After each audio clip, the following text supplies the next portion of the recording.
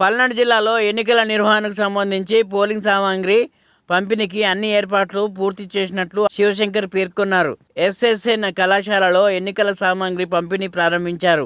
ఆయన మాట్లాడుతూ 1929 పోలింగ్ స్టేషన్లు, 13,035 మంది పోలింగ్ అధికారులను నియమించినట్లు తెలిపారు.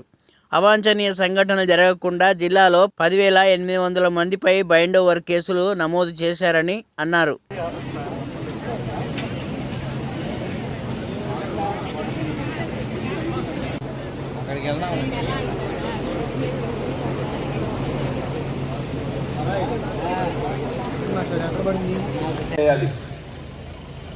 Sectorial officer level